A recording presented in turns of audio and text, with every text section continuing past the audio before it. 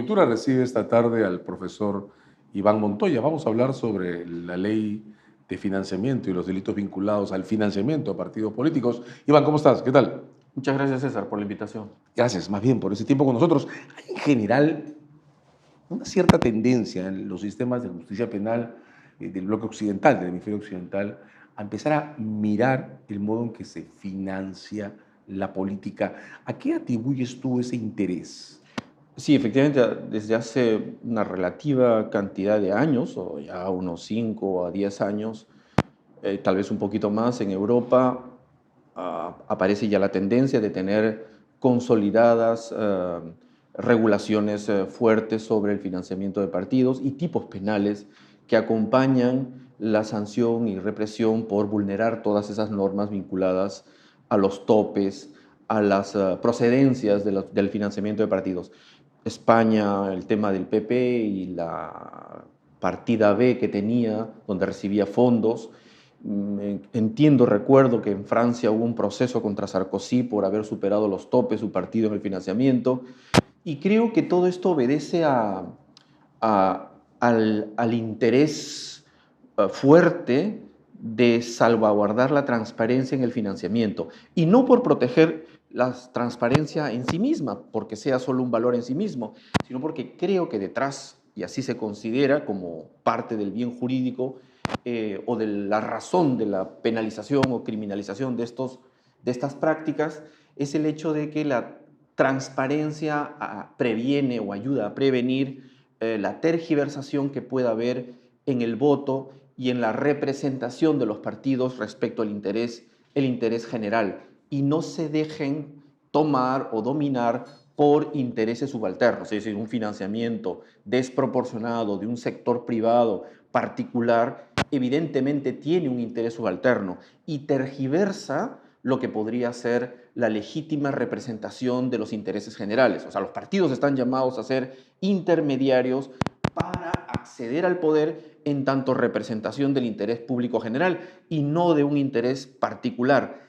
Creo que estos tipos penales relativamente nuevos que aparecen intentan atajar y de alguna manera contener lo que podría ser una suerte de, como lo decía Francisco Durán, una captura del Estado por parte de los sectores privados. Es decir, capturar el Estado implica capturar ya toda la génesis de la política pública en el país en favor de particulares, desnaturalizando por completo la razón de los partidos políticos y de la representación nacional, ¿no? Se trataría entonces de acotar la influencia privada sobre la conformación de los partidos, que al final del día son la fuente de la oferta política.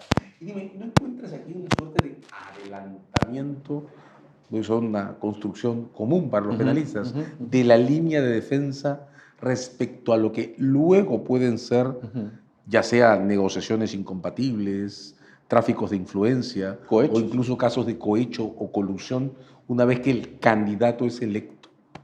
Sí, puede entenderse como un adelantamiento, pero mantiene su propio bien jurídico, mantiene una legitimidad en su criminalización, por lo que acabamos de explicar hace poco, porque efectivamente los tipos penales de cohecho, sobre todo cohecho, tráfico de influencias, sobre todo el tráfico de influencias agravado que tenemos, que comete un funcionario público,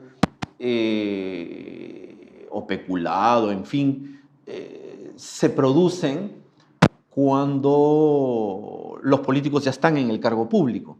Nosotros tenemos un ligero adelantamiento con la construcción del funcionario electo y la incorporación de aquel que va a ejercer, sí, a partir de Curi y la reforma que se hizo en el 425, inciso 6, parece que ya podemos criminalizar aquellos actos en los que el funcionario aún no ejerce efectivamente, pero está muy próximo a ejercerlo, pero no antes. Antes todavía es un margen en el que no actúan los delitos contra la administración pública, pero todos los estudios de prevención de la corrupción nos apuntan a considerar que la forma más grave de corrupción, estoy hablando ahora del fenómeno de la corrupción, no la que describe el Código Penal, la forma más grave en el que se prepara la priorización del interés privado sobre el interés público es previo, en la parte electoral, en el momento de la decisión, en el momento de la elección. Es como la madre de los fenómenos de corrupción próximos. Es decir, si el sector privado coopta o captura el Estado a través del financiamiento ilegal de partidos políticos, como tú dices, en algún momento ya adquiere, porque financian a distintos candidatos, a algunos con mayor proporción que otros, con una suerte de ventaja posicional y poder tener licitaciones, contratos. Y de hecho, más o menos uno puede verificar cómo aquellos que pudieron haber financiado a algunos candidatos que luego tienen cargos altos en el Estado, comienzan a tener grandes réditos y contratos con el Estado. Eso es lo que se tiene que cuidar.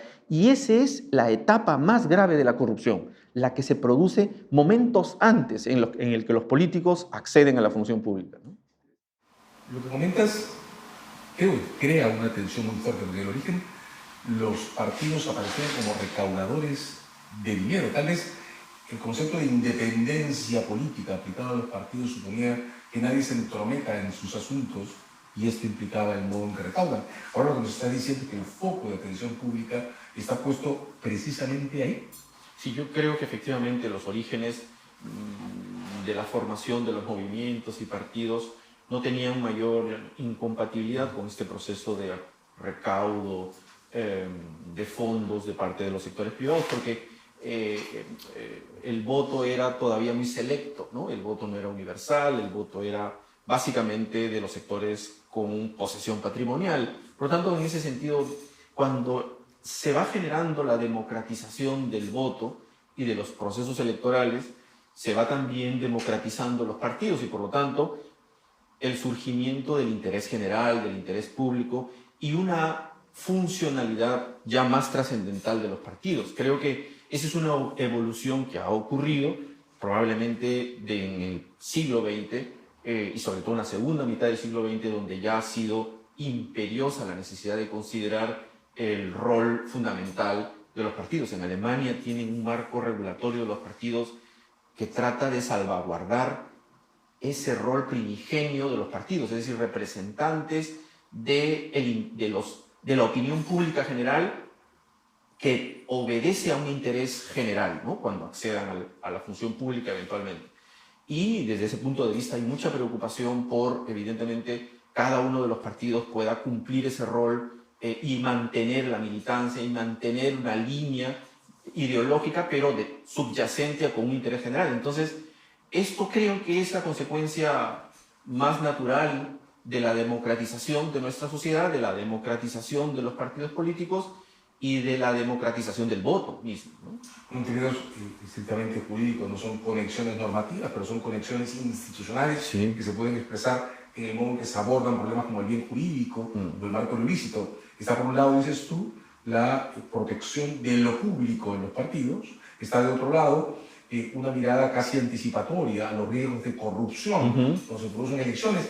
En tercer proceso sobre el que te quiero preguntar, el predominio de la prevención y las políticas antilavado de activos. No son lo mismo. No estamos hablando aquí de fondos necesariamente lavados, pero también hay fondos lavados en la política. ¿Encuentras alguna relación, repito, no normativa, pero que explique esa especie de ingreso a la transparencia, al financiamiento, en todo lo que se está haciendo en materia de circulación de fondos clandestinos en el hemisferio? Sí. Tu pregunta me hace pensar rápidamente un poco la relación, ¿no? Yo creo que el delito de lavado de activos apareció en su momento como una forma de política criminal para estrangular las fuentes que generaban esos activos indebidos, es decir, dado que no podía detectar actos concretos de narcotráfico o actos concretos de corrupción, uno iba a su consecuencia, es decir, a la generación de rentas de origen ilegal y por lo tanto el tipo entraba a un estrangulamiento. Creo que con los partidos políticos ocurre más bien, podría ocurrir eso, digamos, pero lo más importante es otra razón.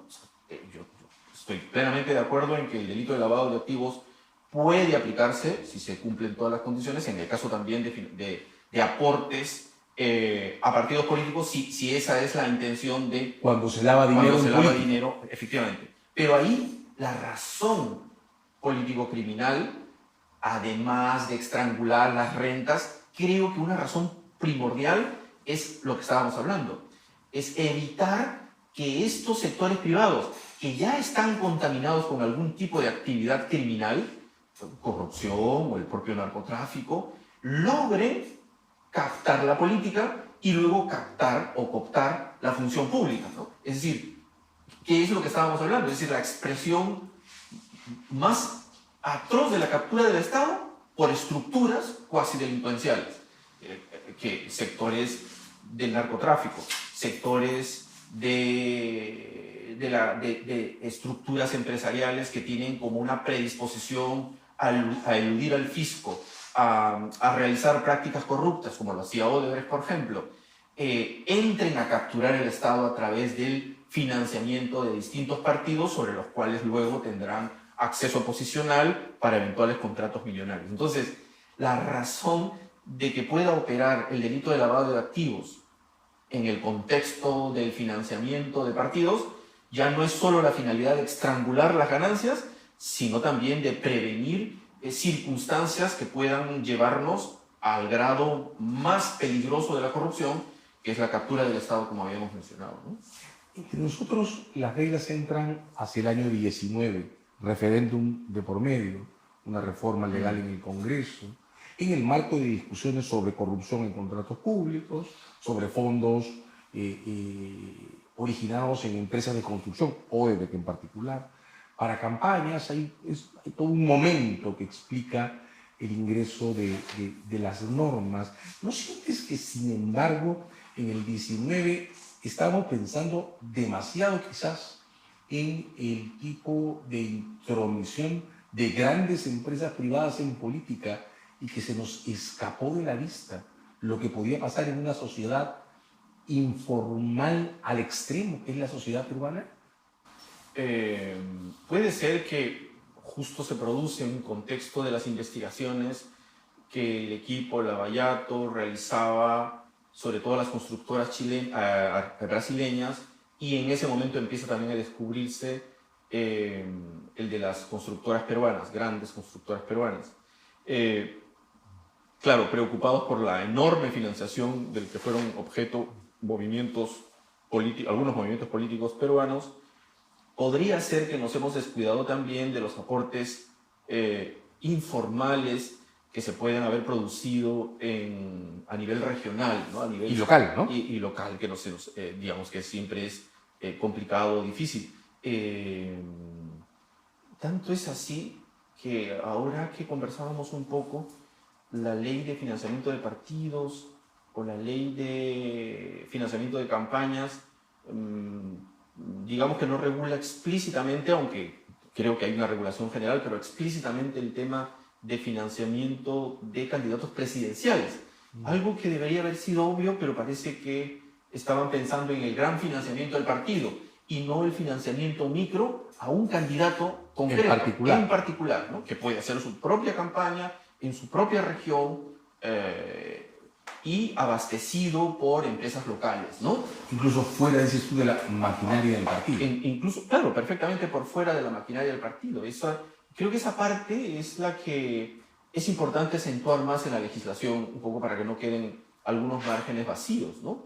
Pero sí, creo que estuvimos pensando en la mega financiación, ¿no? De $1 millón, $3,5 millones, creo, y especialmente pensando aunque felizmente el tipo penal el tipo penal sobre financiamiento prohibido no lo vincula, probablemente en algún momento se estuvo pensando en que ese financiamiento tiene que provenir de activos de origen delictivo, cosa que el tipo penal de financiamiento no lo exige, ¿no? Pero cuando se argumentaba, efectivamente, cuando se decía que el delito de lavado de activos no se aplica, era porque efectivamente se decía que estos son solo financiamiento de empresas que conocen y tendrían que estar vinculadas efectivamente a activos provenientes de fuentes delictivas, ¿no? Digamos que eso amerita evidentemente una revisión en el contexto de una gran informalidad en el país y de las formas de hacer política en regiones, ¿no? Que hay que también resguardar, ¿no? el financiamiento que puede venir de sectores informales, ni siquiera de empresas, ¿no? Mineros ilegales, tráfico de madera, digamos, constructores informales, en fin, hay infinidad de fuentes que pueden tener origen informal, ¿no? De hecho, el ambiente en el que se genera la ley puede llegar a ser uno de los principales focos de confusión sobre lo que la ley prohíbe. Ahora, Iván, estamos en un momento en el que tal vez la ley del 19 entre en su primer periodo de tensión. Está en manos de la Fiscalía el caso contra la actual presidenta Dina Boluarte, que aparentemente además ha sido llevado al ámbito de los delitos por lavado de activos, cuando tengo la impresión que lo que se discute o lo que se tendría que discutir es un primer caso visible de posible financiamiento ilegal.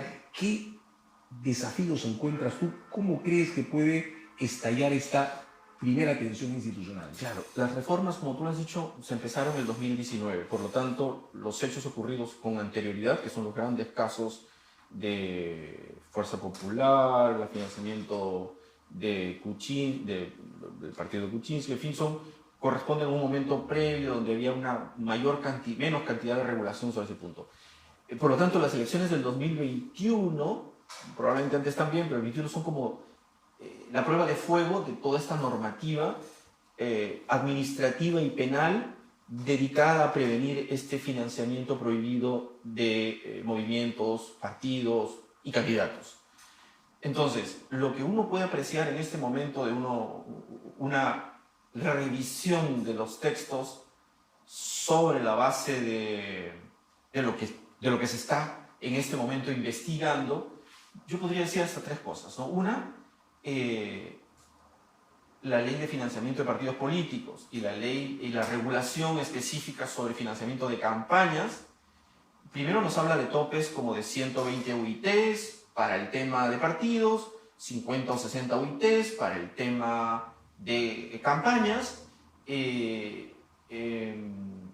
La pregunta es, acorde con este tema de regiones, informalidad, si no son como topes, digamos, muy altos, o sea, la idea es como tal vez restringir los topes por mes, tal vez, ¿no? O por periodo más corto, que no es un año, y regular mejor, porque es una cantidad bastante elevada, 120 UITs. En este momento no tengo el monto en la cabeza. 50 o 60 por candidato, por ejemplo, en campañas, me parece un monto que muchos podrían eludir si es que hay allí un aporte de 30.000 o 40.000 y se trata de un sujeto que tiene probablemente una estructura informal y que puede ser beneficiado por una serie de contratos en la zona eventualmente. Lo que quiero decir es que hay que revisar esos topes, en primer lugar. Segundo, me ha extrañado mucho que no exista una regulación específica de financiamiento de candidatos, no de partidos, de candidatos, especialmente candidatos presidenciales. La norma, no sé por qué, hasta ahora no entiendo, la norma no tiene una regulación específica sobre esa materia, ¿no? Cuando probablemente es la plancha presidencial la que arrastra a todo el esquema para el Parlamento, en fin, arrastra a todo el partido, todo el movimiento en un proceso electoral. Lo segundo es que agudizar, me imagino, también los temas de fiscalización allí. Y aparece efectivamente el tipo penal. Como tú dices, el tipo penal tiene una diferencia, probablemente tiene una estructura similar, pero no es exactamente igual al delito de lavados, y aquí el origen no necesita ser un origen delictivo, simplemente fuente prohibida, es decir, que no responda a lo permitido dentro de aportes o financiamiento de partidos o de campañas. Es decir, no importa si la empresa que hace el aporte se dedica a actividades delictivas o no se dedica a actividades delictivas. Por eso nació para facilitar un poco más incluso la tipificación de estos fenómenos, de estas prácticas. Por lo tanto, sí, igual que tú, me extrañaba que en el caso de las investigaciones que se le siguen a la presidenta actual, se hable de lavado de activos. Está muy bien para los casos anteriores, en las que no teníamos el delito de financiamiento. Ahí hay una importante discusión que tener y me parece importante que se sigan avanzando en las investigaciones. pero ya vigente el delito de financiamiento de partidos políticos, me parece extraño que la Fiscalía no haya utilizado ese mecanismo, que haya, digamos, se haya autolevantado el estándar y se haya autodificultado el esquema probatorio, teniendo un tipo penal mucho más asequible. Hasta ahora no logro comprenderlo. Más aún cuando el tipo penal, a diferencia de las infracciones administrativas, tiene una versatilidad mayor, además. Es decir, puede ser sujeto activo del delito no solo aquel que formalmente tenía el rol de tesorero, el que manejaba formalmente la parte presupuestal de la campaña. En el derecho penal hay un margen más amplio de evaluar el administrador de hecho, de evaluar quién pudo haber incluso tenido la suerte de una estructura de autoría mediata. Entonces el derecho penal tiene herramientas para poder abarcar a quien sí tenía el control y el poder y de decisión de aceptar esos fondos que son advertibles, que no estaban permitidos, ¿no? Eso tengo que ponerlo en la caja de los delitos por lavar activos, dado los protocolos de la Fiscalía, supone además darle al caso un horizonte temporal desproporcionado. Un último comentario, Iván, muy corto para terminar. La ley no sanciona al donante o al aportante, se concentra en el aparato que maneja los fondos. ¿Te parece que eso es un error? ¿Debería haber una prohibición de entrega de fondos además? Podría ser óptimo o digamos recomendable, lo que no significa que haya un déficit de tipicidad. Digamos, la parte general del Código Penal logra cubrir, o posible de cubrir, esos escenarios, ¿no? Si el tipo penal de financiamiento regula la aceptación o la solicitud, no veo problemas porque los artículos 24 y 25 del Código Penal entren, es decir, la complicidad o la instigación allí. Con los cuidados, para mí eso es absolutamente normal, pero debo reconocer que existe una línea jurisprudencial extraña, por ejemplo en el tráfico de influencias, que hasta ahora no logro explicarme por qué no se supera, ¿no? En el sentido de que el extraneus en el delito de tráfico de influencias, o sea, el que se pone de acuerdo con el funcionario del tráfico de influencias agravado, ¿no? El que se pone de acuerdo con el funcionario público para que realice influencias en el favor de este tercero, el tercero no pueda cometer el hecho en términos de complicidad. Hay una línea que ha logrado calar, que hace que en algunos delitos de encuentro... como la colusión. Como la colusión, en el caso de la colusión no he visto jurisprudencia, pero en tráfico de influencias he visto una suerte de ya pronunciamientos varios que los excluyen de responsabilidad. Yo esperaría que en el caso de financiamiento prohibido de partidos políticos, cuando empecemos a tener precedentes o jurisprudencia, no estén excluyendo a los...